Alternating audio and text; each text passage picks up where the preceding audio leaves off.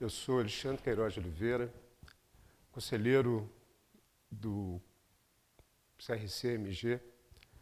Tenho a minha atividade profissional pautada na prática de auditoria, consultoria e de docência. Desenvolvi minha vida profissional praticamente no contexto de estudar as normas internacionais de contabilidade e de auditoria para atender clientes e, acima de tudo, ter capacidade de entendimento das variações, das mutações e das formas de se contabilizar dos ativos e passivos. Nossa palestra de hoje vai ser pautada no contexto das fraudes que são evidenciadas por meio das demonstrações contábeis. Muitas vezes temos evidências claras de fraude ou de erros que são colocados pelos clientes por meio de uma clara evidenciação, mensuração e apresentação de números de ativos e passivos nas demonstrações contábeis. A forma de evidenciar, logicamente, ela se define pela experiência do profissional e pela capacidade técnica que ele desenvolve por meio do entendimento das normas e da sua prática contábil. Quando falamos de fraudes, devemos,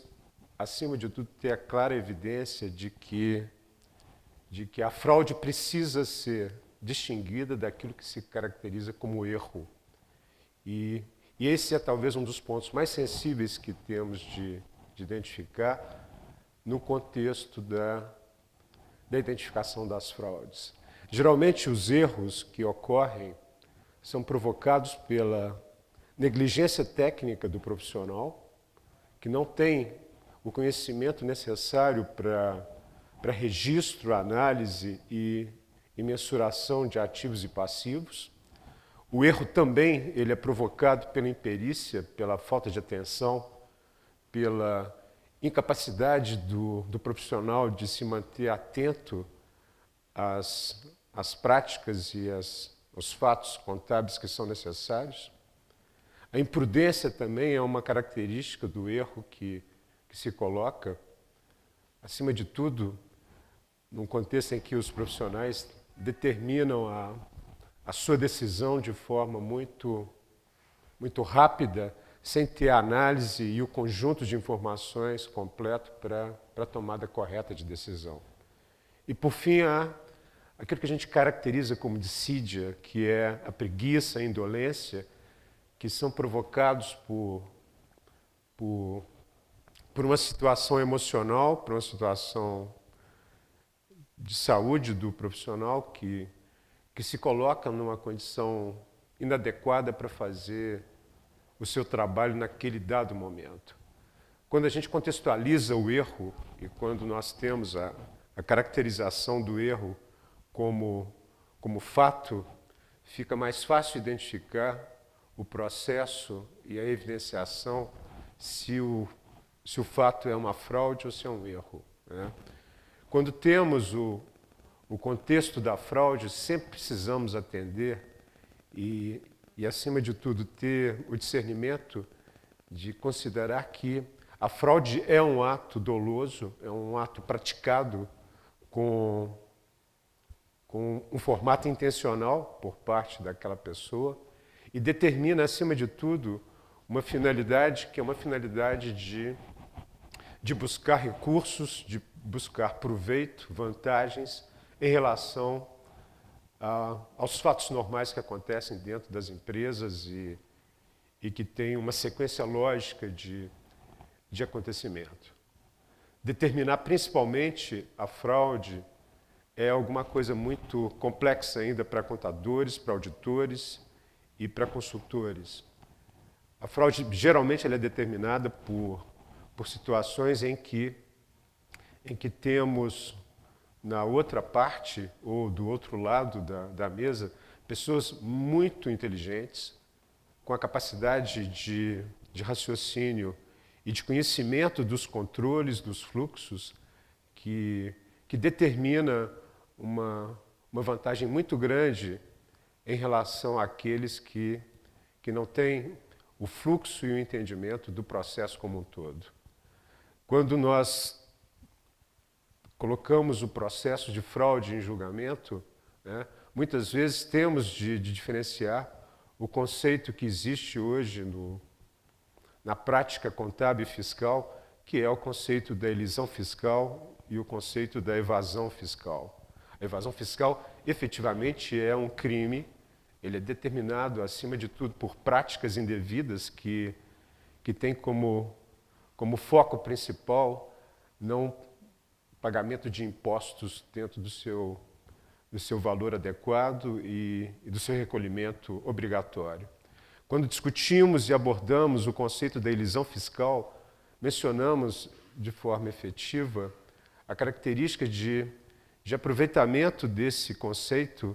e de entendimento das leis, buscando a economia tributária por meio da melhor prática fiscal a ser adotada pelo cliente, ou por brechas, por vácuos que existem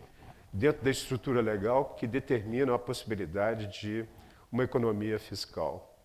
Por que nós mencionamos o conceito de fraude dentro dessa abordagem de planejamento tributário ou dentro desse paradoxo entre elisão fiscal e a evasão fiscal? Porque nós brasileiros temos um histórico de planejamento tributário muito positivo ao longo das últimas décadas, em que, em função da complexidade que tínhamos no processo de emissão de normas, de leis e, acima de tudo, do ambiente legal que se instalava no contexto do Brasil e da profissão contábil, muitos contadores conseguiram entendimentos e conseguiram caminhos que poderiam solucionar em economias fiscais para os seus clientes.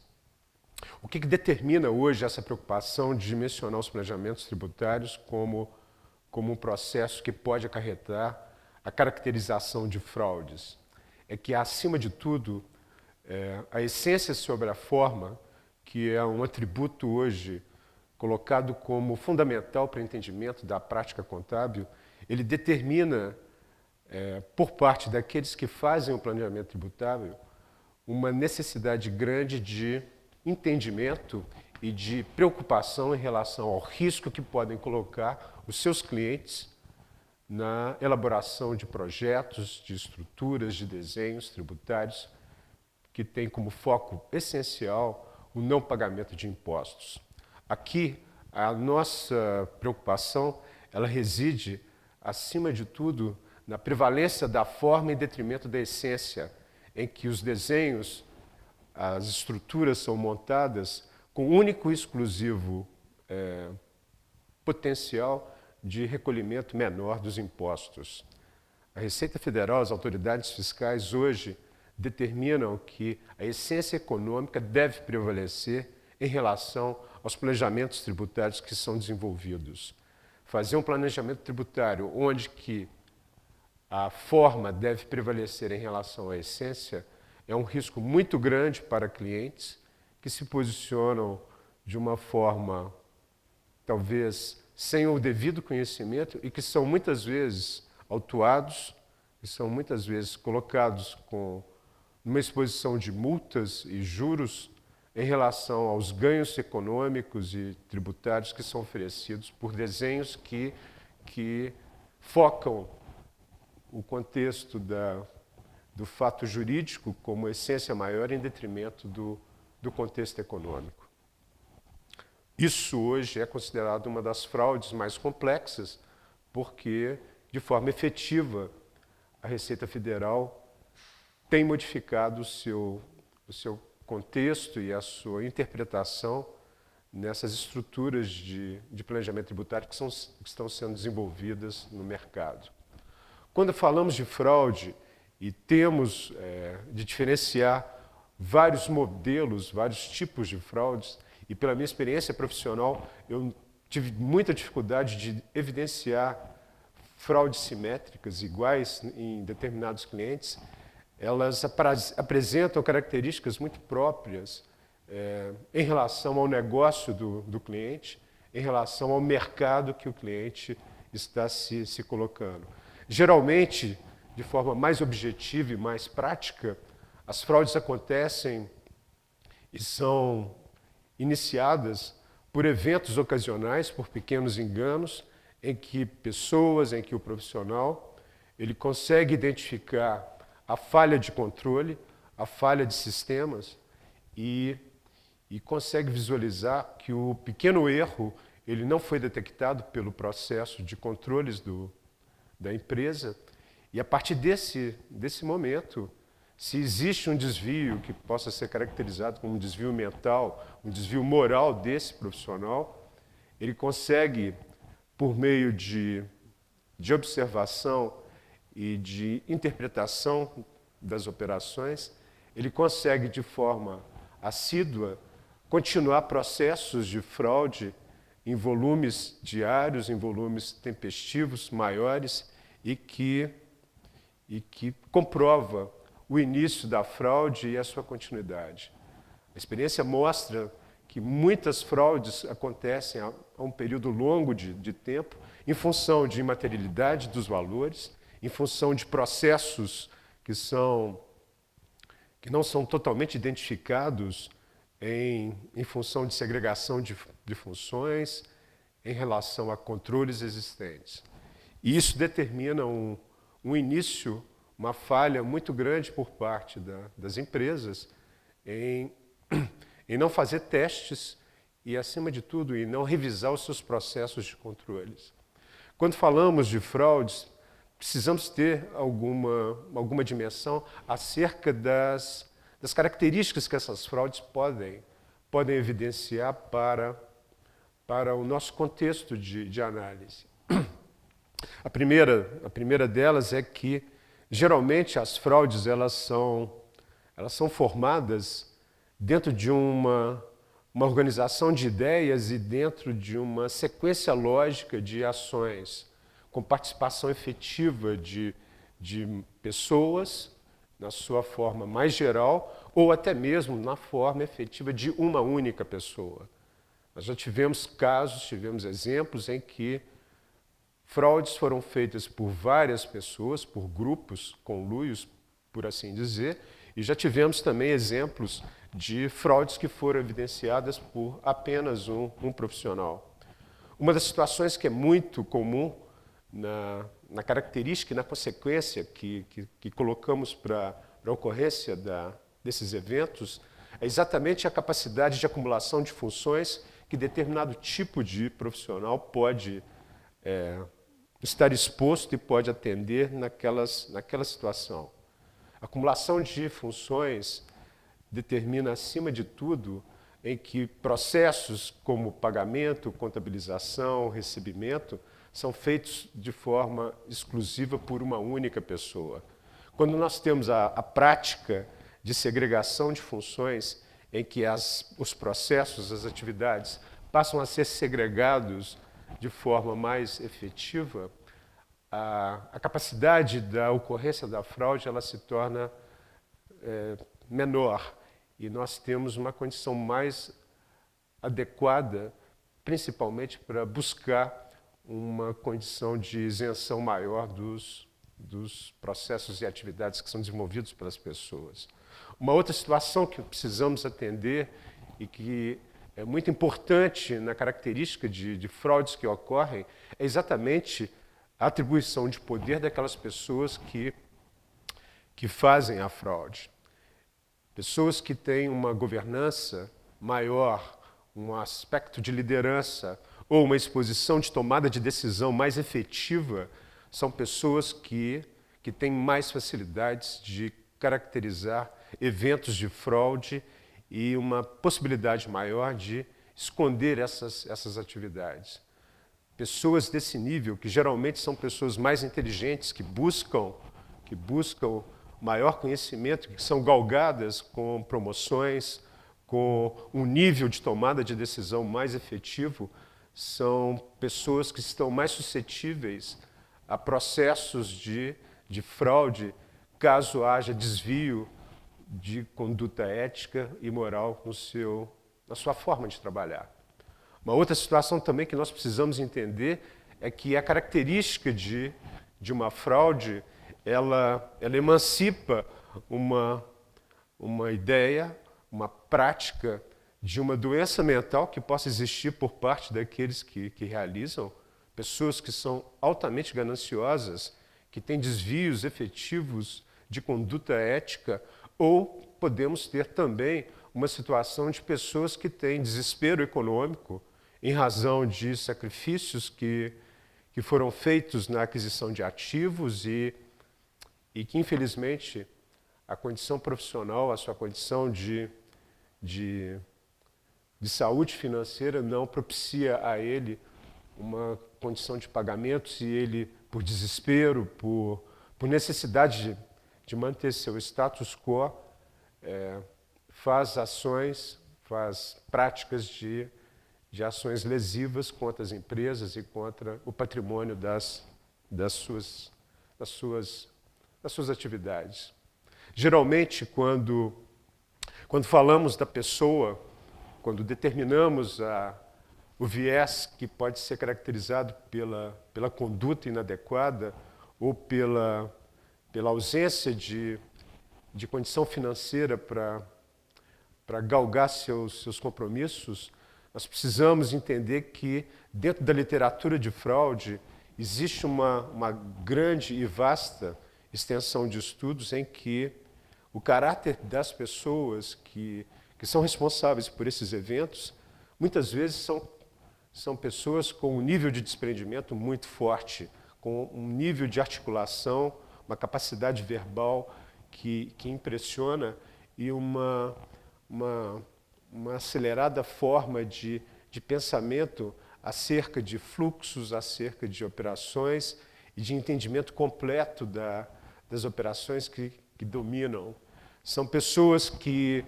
utilizam pré-requisitos como são bajuladores, são pessoas envolventes, acima de tudo, demonstram uma gratidão muito grande, exagerada, em relação a pessoas, a chefias, determinam, acima de tudo, uma característica grande de se fazer por vítimas e tem uma forma de ser, uma maneira cínica de se posicionar, onde a humildade, a maleabilidade são características muito fortes e encontradas nesse tipo de perfil. Quando falamos de fraudadores, precisamos entender que estamos falando com pessoas que têm desvios, pessoas altamente inteligentes, que têm uma capacidade muito grande de infligir uma confusão naqueles que buscam a solução e são pessoas que não estamos acostumados a pensar da forma como eles pensam, a ter padrões de comportamento que eles determinam. De forma efetiva, o que eu quero mostrar para vocês é que temos pessoas com problemas, pessoas doentes, pessoas com um desvio ético que vem de muito tempo e que, num dado momento de suas vidas, pela oportunidade que se coloca, são pessoas que começam a fazer fraudes e começam a tirar ativos e valores mobiliários de suas empresas. Uma das situações que é muito comum no mercado,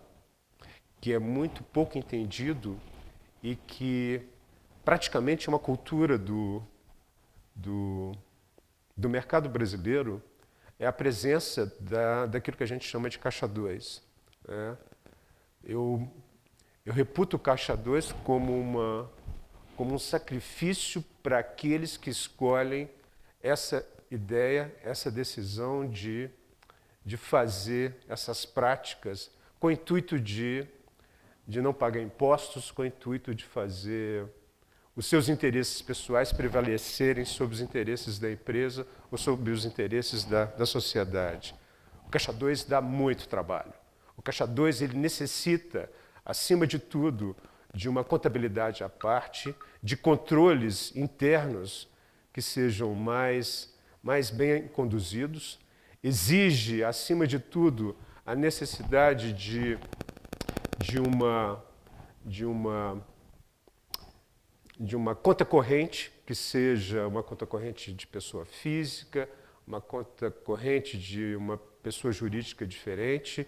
ou a necessidade de vínculo, de trato com dinheiro em espécie.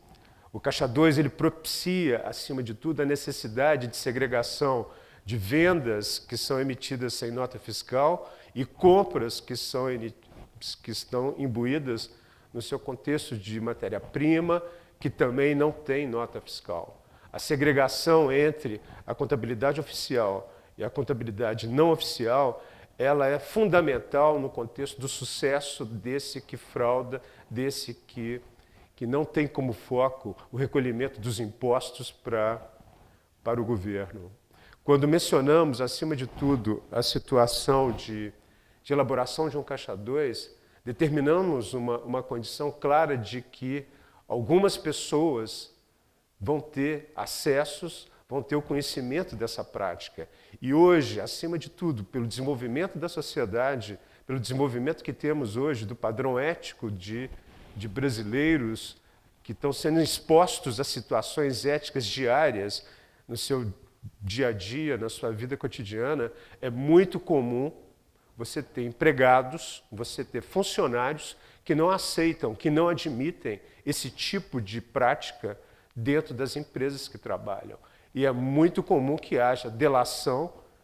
por parte dessas pessoas que não assumem e que não aceitam a convivência com essa prática dentro do seu ambiente profissional. Isso é um fator irreversível, porque isso determina o processo de evolução que as pessoas apresentam no seu contexto de sociedade, no seu contexto moral. E, acima de tudo, a grande preocupação que deve existir desses fraudadores é o grande risco de contaminação que existe por parte do Caixa 2 quando ele começa a contaminar a contabilidade oficial em função de falta de zelo, falta de controles e de falta de conhecimento daqueles que tomam a decisão de praticar esse tipo de crime. Quando falamos de Caixa 2, precisamos entender também que muitas vezes o Caixa 2 ele é direcionado, ele é colocado por pessoas, por clientes, e estoura o assunto, estoura o problema na contabilidade, junto com os escritórios de contabilidade, e muitas vezes temos uma situação de desconforto de contadores que não conseguem entender as variações e o processo de documentação que é enviado pelos clientes para os escritórios de contabilidade. Então, assim, aqueles que gostam de fazer o Caixa 2, a gente sempre precisa mencionar que, atualmente, o processo que está sendo feito de atualização de sistemas e a plataforma que a Receita Federal, a Receita Estadual, está disponibilizando para os seus empregados e para a sociedade, ela é toda calcada no processo em que as empresas passam a ter as suas operações monitoradas de forma muito clara pelos seus movimentos, pelos seus pagamentos e pelos seus recebimentos. E isso representa uma situação irreversível de que esse Caixa 2, essa prática, ela passa a ser muito mais identificada a partir do momento em que a tecnologia e o conhecimento do homem se coloca no contexto da boa prática de registros. Uma das situações que a gente começa a visualizar, principalmente quando analisamos as fraudes, é exatamente as variações que acontecem em relação a ativos e passivos. Um dos ativos que são muito utilizados sob a premissa de fraude é o que a gente chama da conta caixa. A conta caixa é uma conta que, de forma efetiva, ela é muito utilizada para fins de ajustes de balanços que estão com contaminação do caixa 2 com o caixa 1, em que você consegue, acima de tudo, fechar lançamentos virados, né, lançamentos contábeis, ajustando o caixa da empresa. E o caixa também ele representa uma situação muito preocupante quando você tem cofres, quando você tem numerários em espécie, que são manuseados de forma cotidiana e tempestiva por parte de empregados, por parte da alta gerência dos clientes. É muito comum você ter fraudes em caixa, em fundos fixos, em que você apresenta numerários em dólares, em euros, valores que são recebidos sem efetiva documentação suporte, e é uma premissa muito forte, muito comum por parte de auditores, por parte de consultores, a inspeção dos livros caixas, evidenciando os cheques, evidenciando o dinheiro que se apresenta na empresa e principalmente tentando identificar o rastro desse dinheiro, de que forma que ele foi obtido e como ele está sendo colocado. O registro, principalmente de pagamentos, né, sem efetiva documentação hábil, muitas vezes passa pelo caixa da empresa e ele representa uma forma de ajuste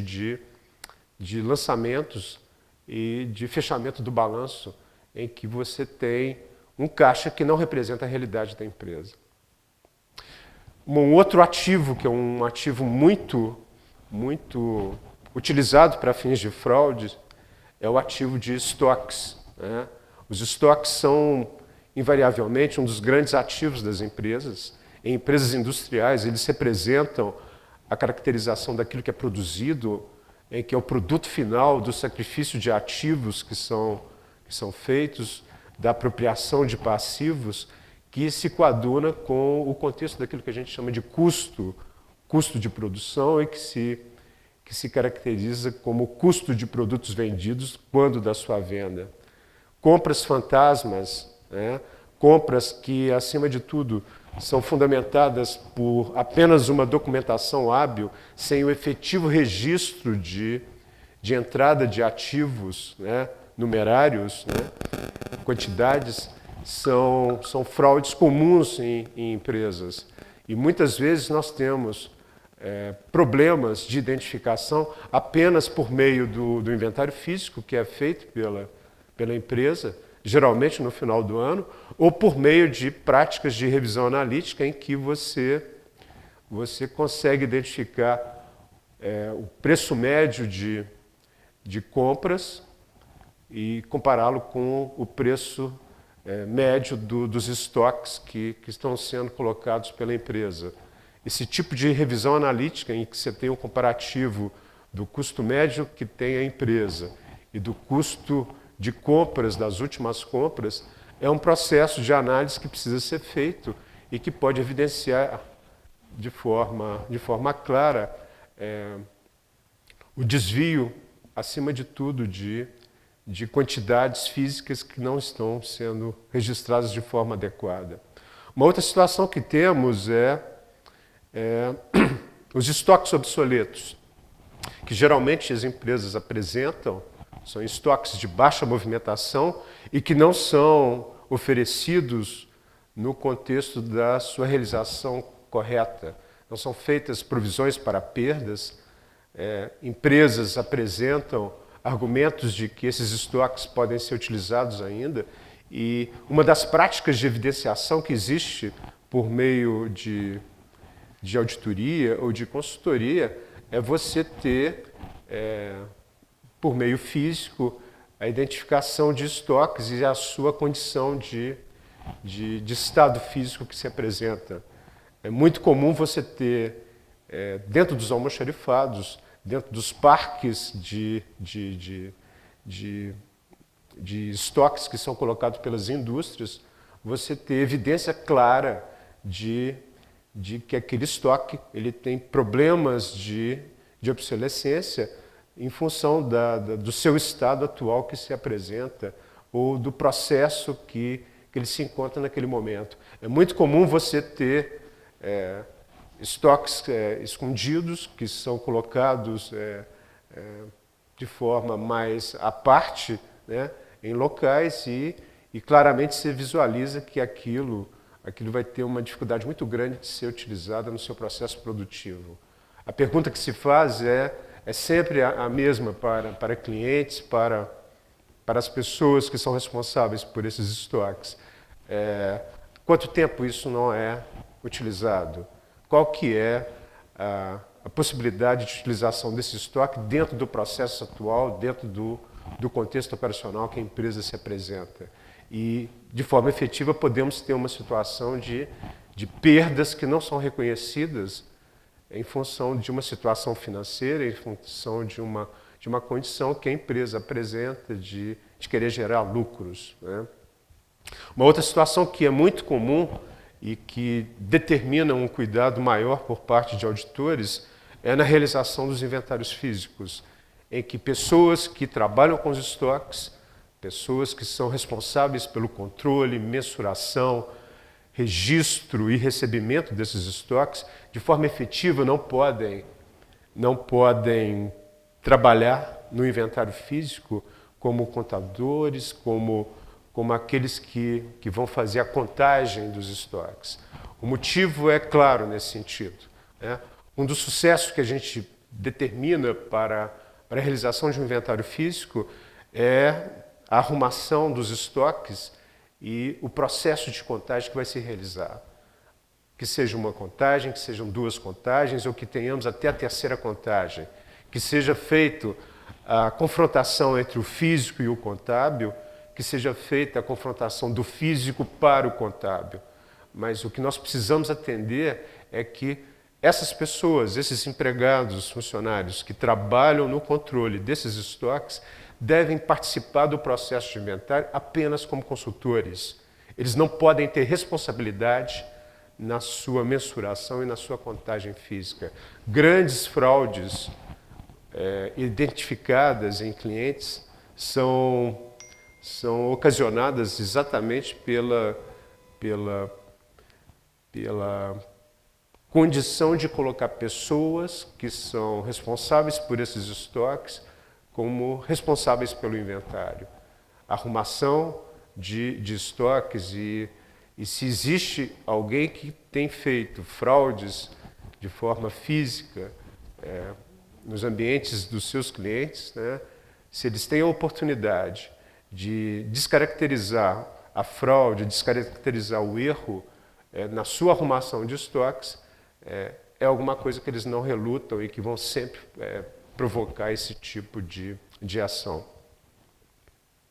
Uma situação que nós temos e que precisamos ter como foco, né, principalmente aqueles que têm maior sensibilidade em relação à condição física dos estoques, né, é muito comum aqueles que são os donos das empresas, né, apresentarem uma condição crítica de bater o olho e visualizar que existe uma incongruência entre a posição gerencial e contábil em relação à condição física. O segundo contexto é sempre comparar preços, né, os preços de compras dos estoques dos últimos meses com o preço médio do estoque que está se colocando como custo médio a ser praticado. As quantidades compradas devem ser comparadas também com as quantidades vendidas que são feitas pela empresa. Principalmente em empresas de varejo, essa é uma prática de revisão analítica muito utilizada e que determina uma condição de suficiência de procedimento de auditoria muito razoável. E, acima de tudo, quando mexemos com a parte de custo, mexemos com os estoques, temos de ter um discernimento acerca do sistema de custeio que a empresa adota e da presença de lançamentos manuais que são feitos ao custo de produção.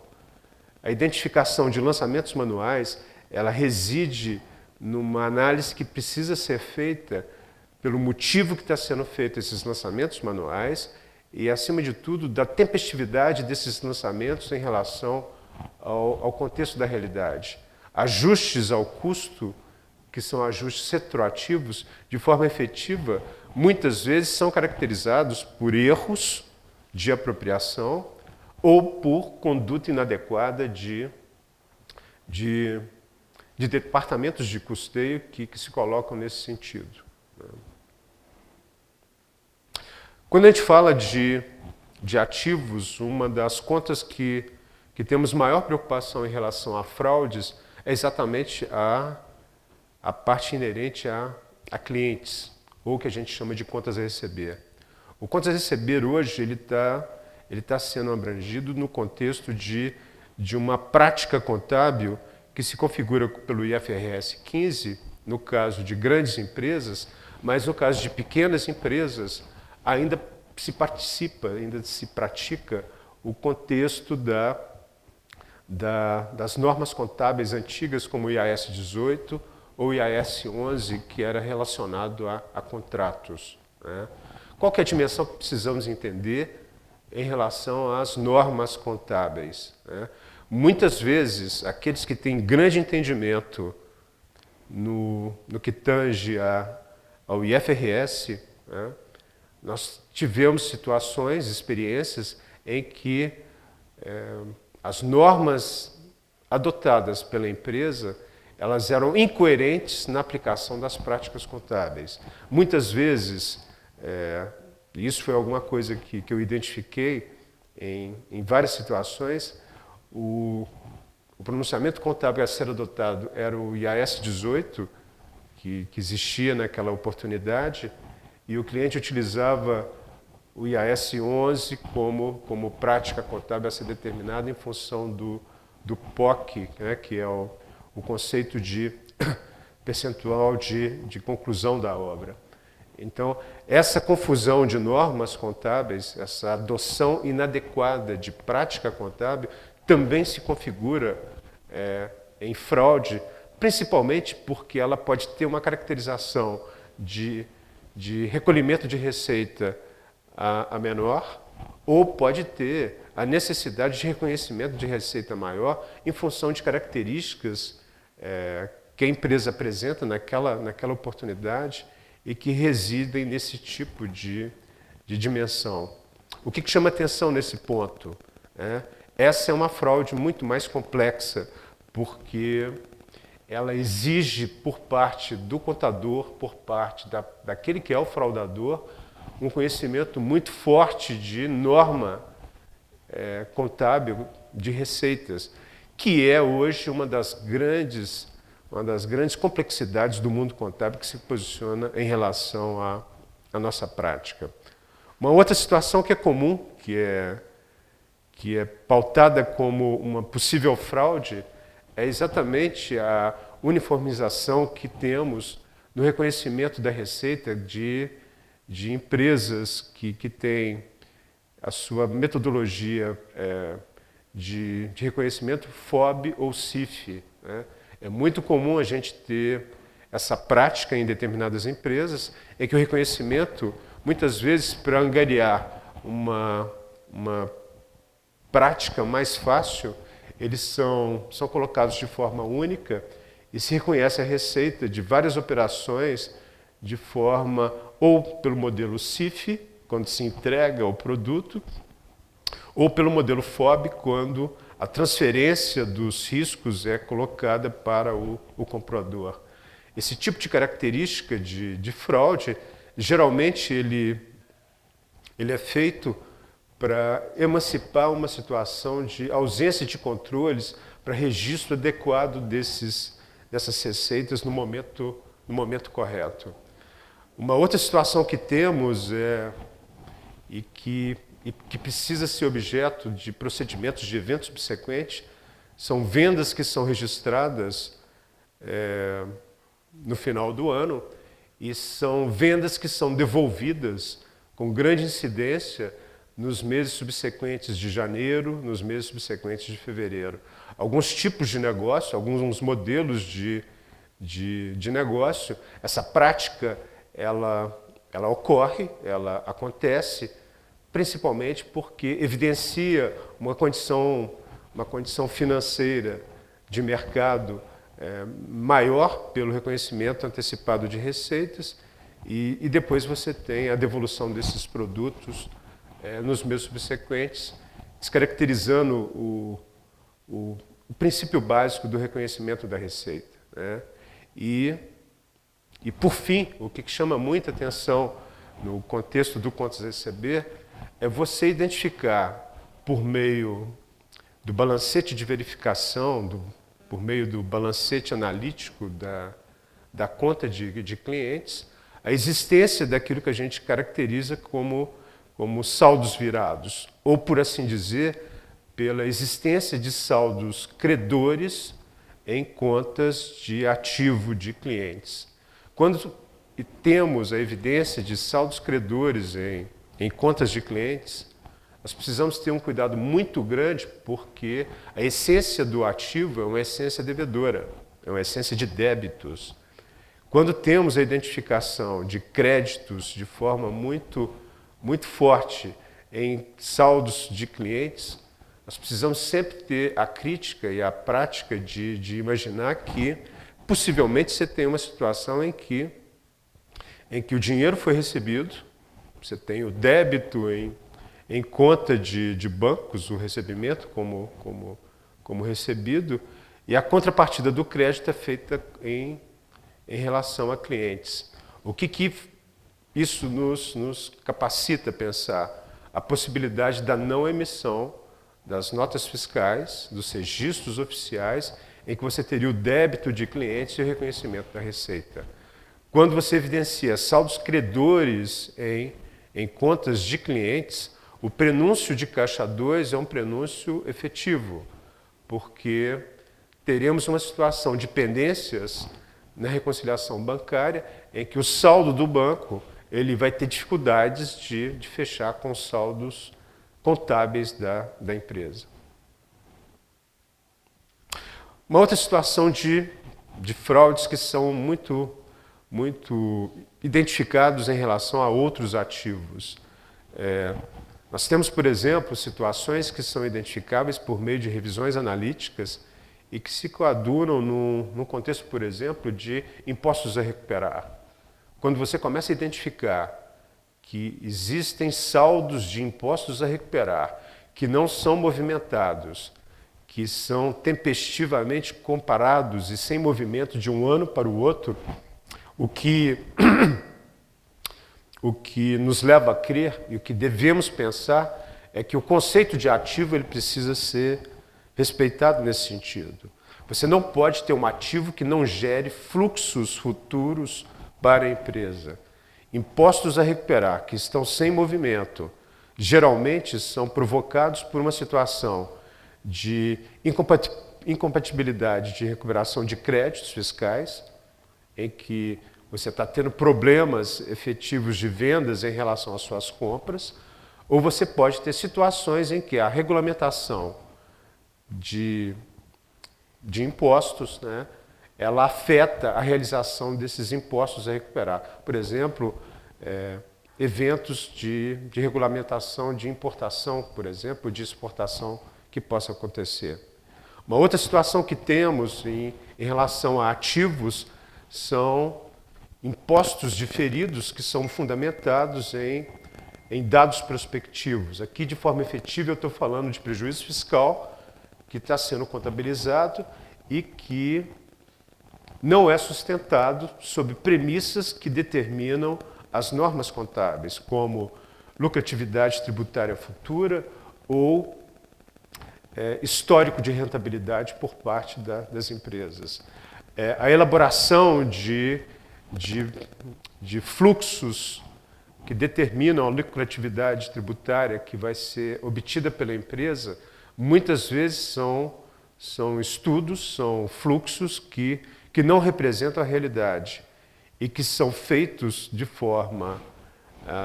a sustentar o registro desses ativos, sendo que não existe de forma efetiva a possibilidade de realização desses impostos, né? Uma outra situação que temos é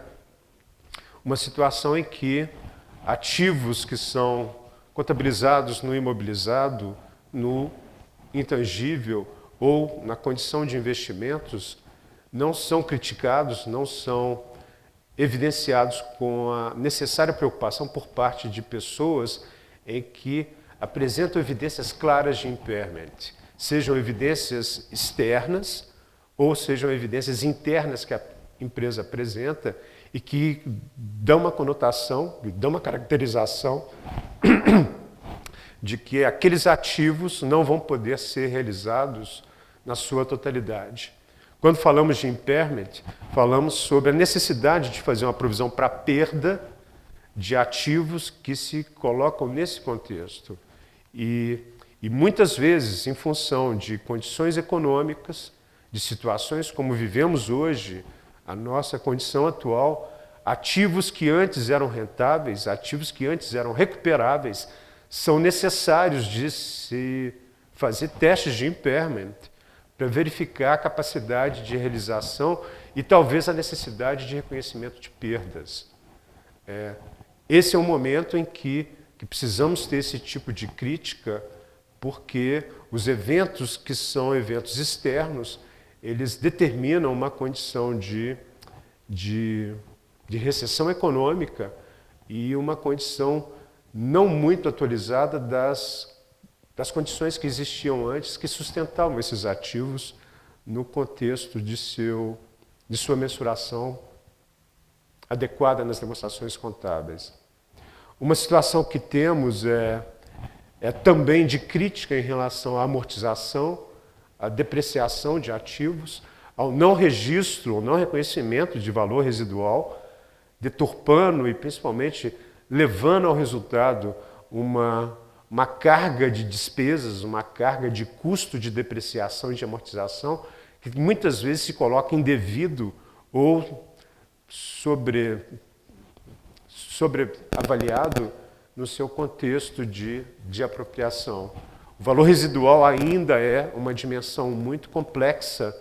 na contabilidade brasileira. Por muitos anos passamos e tivemos a cultura de depreciar ativos em 100% do seu custo efetivo.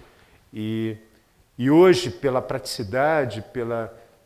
talvez pouca capacidade de alguns profissionais de buscar esses valores residuais, muitas vezes eles não são reconhecidos da forma adequada, como determina a norma contábil. Uma outra situação que temos e que chama muita atenção para ativos é o conceito daquilo que a gente determina como ativo contingente. Os ativos contingentes, eles devem ser entendidos, devem ser colocados de forma individualizada e devem ter como premissa básica a sua capacidade de geração de fluxo, a sua capacidade incontestável de que a empresa vai receber esses ativos e esses ativos vão ser geradores de fluxo de caixa para a empresa. Num contexto passado, antes da emissão das normas, que hoje colocam a prática do ativo contingente, nós, auditores, não aceitávamos o registro de ativo contingente em hipótese alguma. Eles eram fundamentados, acima de tudo, em regime de caixa, quando do seu efetivo recebimento. Hoje, esses ativos contingentes, eles são respeitados também nessa condição, mas também são aceitos quando você já tem o conceito do transitado em julgado, em que não existe mais a possibilidade de reconhecimento de reconhecimento não, mas de que esses ativos possam ser contestados sob a premissa judicial e que possam ter uma outra proposição de decisão. E uma preocupação que hoje nos chama muito a atenção é a contabilização de ativos intangíveis que são caracterizados como ativos gerados internamente. Aqui existe uma confusão muito grande por parte de contadores que talvez não tenham o conhecimento adequado, não tenham a familiaridade adequada em relação às normas de intangíveis, de imobilizado. Intangíveis geralmente são contabilizados por meio de aquisição.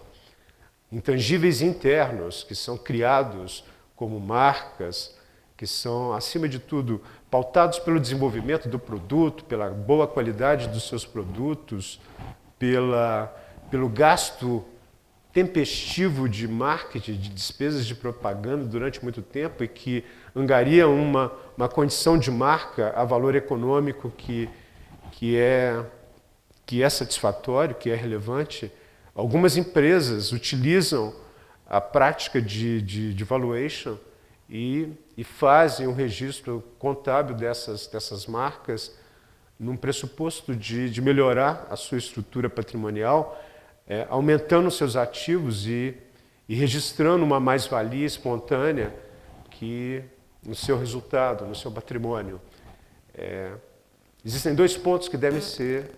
bem definidos, né? O primeiro é o contexto que a mais-valia ela vai ser tributada, e o segundo contexto é que a essência econômica ela não é respeitada nesse sentido. Um intangível ele ganha dimensão econômica quando ele é adquirido por um terceiro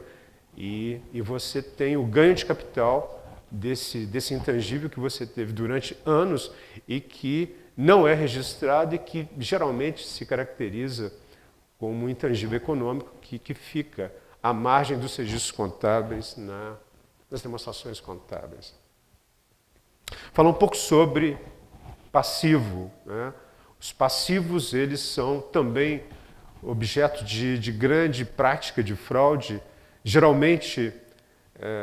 temos fraudes em relação a empréstimos com partes relacionadas. Todas as operações de partes relacionadas elas precisam ser muito bem evidenciadas, precisam ser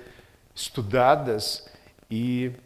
é muito complicado para um profissional da área contábil, para um auditor, para alguém que se habilita no contexto de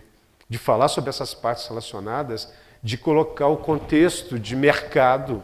em relação a práticas que são feitas entre empresas coligadas, empresas controladas ou dentro do grupo econômico como um todo. É muito difícil caracterizar uma prática de mercado isenta, totalmente limpa, quando temos operações desse tipo. Operações com partes relacionadas, sejam de empréstimos, sejam caracterizadas por contratos de mútuo, precisam ser muito focadas, acima de tudo, quando você não tem a remuneração desses empréstimos a valor de mercado, não tem a cobrança ou registro de juros embutidos nesse contexto, ou, por assim dizer, você tem o que a gente pode caracterizar como uma distribuição disfarçada de lucros de uma empresa para outra por meio de práticas desse tipo. Uma outra situação que é comum, muito utilizada em um contexto de empresas multinacionais, é o excesso de conservadorismo que se coloca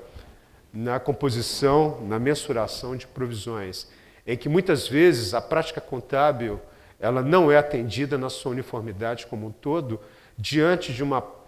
postura mais conservadora, diante de uma postura mais preventiva, por assim dizer, de responsáveis pela contabilidade e que registram passivos supervalorizados numa tentativa de redução do lucro societário ou numa tentativa de buscar uma prática mais conservadora nos registros de suas empresas, né? Culturas como a cultura alemã, a cultura francesa, em que as provisões eram muito conservadoras, hoje passam a ser questionadas em função da capacidade que nós temos de conhecimento, de informação, mas, acima de tudo, da prática contábil, das normas contábeis, refletirem uma situação mais adequada de registro, definindo critérios e definindo proposições mais objetivas nesse sentido, né? Uma outra situação que chama também a atenção são as consultorias, as prestações de serviços que são contabilizadas como despesa, que são evidenciadas por meio de contratos, que são evidenciadas por meio de notas fiscais e que temos dificuldade de evidenciar o produto realizado por essas consultorias, de identificar qual o objetivo dessas consultorias, qual o objetivo da prestação desses serviços e a efetividade real daquilo que foi feito e o ganho ou o resultado desse tipo de processo que foi desenvolvido dentro das empresas. Consultorias geralmente têm um processo, são colocados documentos, temos apresentações, temos resultado final do contexto do que era antes com o contexto após a consultoria e quando temos dificuldade de evidenciar os serviços que foram feitos, temos de ter a crítica de identificar que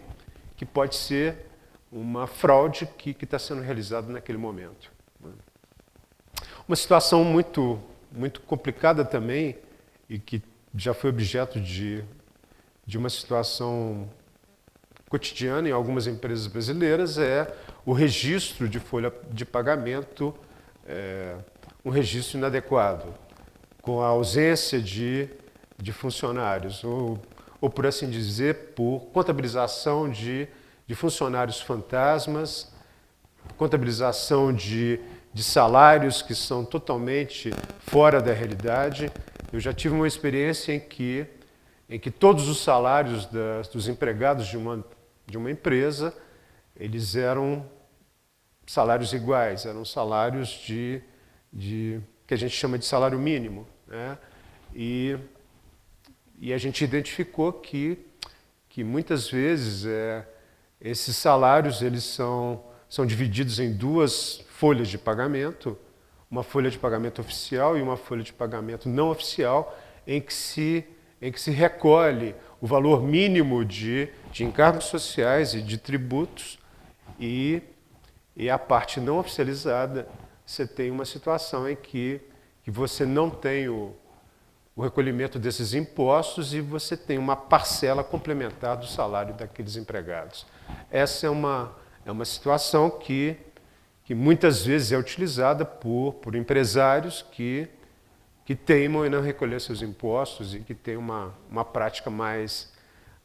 agressiva em relação a esse tipo de situação. E uma outra proposição que é muito comum, é um ponto básico de identificação de fraudes, como na parte de clientes, são os saldos devedores que identificamos em contas de fornecedores. Fornecedores com saldos devedores é também totalmente incongruente com a característica do passivo que se apresenta como parte necessária de registro daqueles fornecedores. Os passivos recebem contas credoras. Quando você tem contas devedoras de fornecedores, né, possivelmente são pendências bancárias de pagamentos que foram realizados, em que você tem o débito bancário, que é o crédito contábil em bancos, e você debita a parcela dos fornecedores. Quando você tem o registro desses fatos, você sempre tem que levar em consideração que pode ser que você não tenha a documentação contábil, a documentação de compras oficializada e falta aí o crédito contábil em contrapartida ou do resultado ou de estoques. Então, sempre que fazemos auditorias, fazemos esse tipo de trabalho, é comum esse procedimento de análise dos balancetes analíticos de clientes e de fornecedores,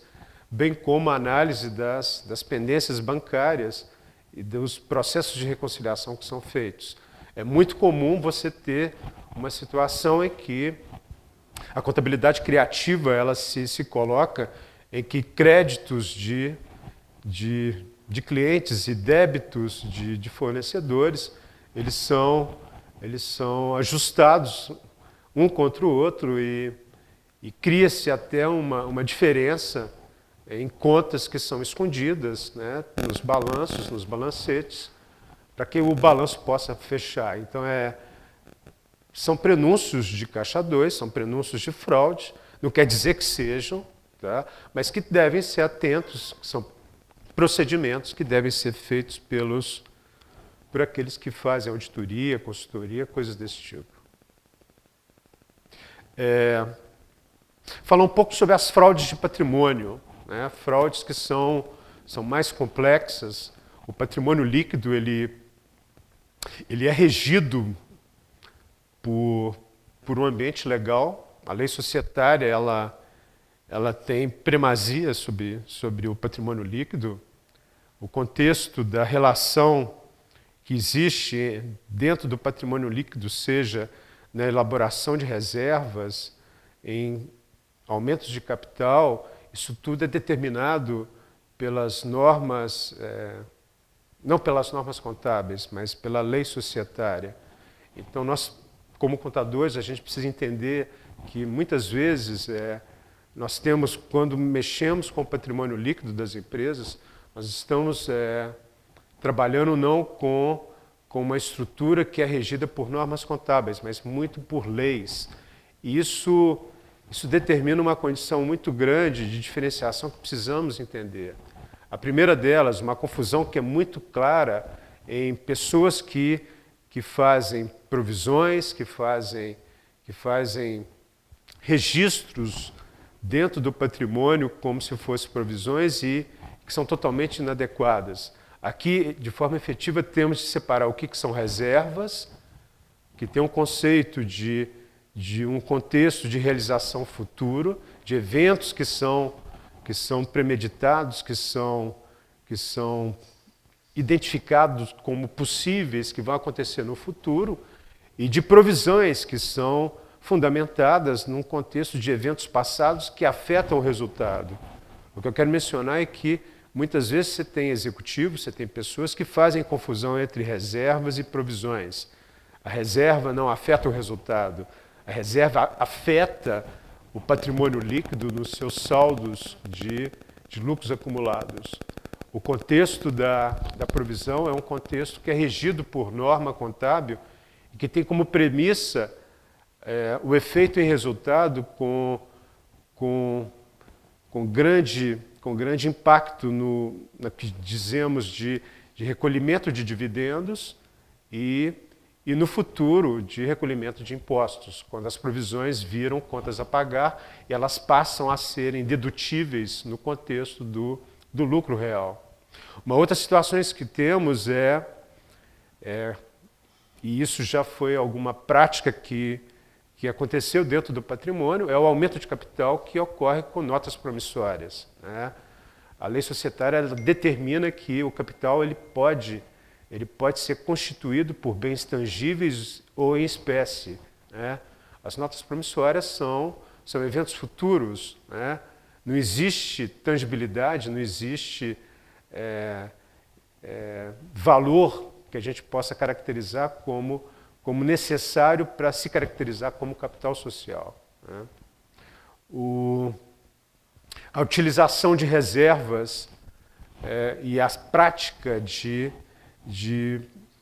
opção por lucros a realizar, afetando o cálculo de dividendos, ou a prática de registro de algumas reservas, como reserva de contingências, que afeta o cálculo também de dividendos,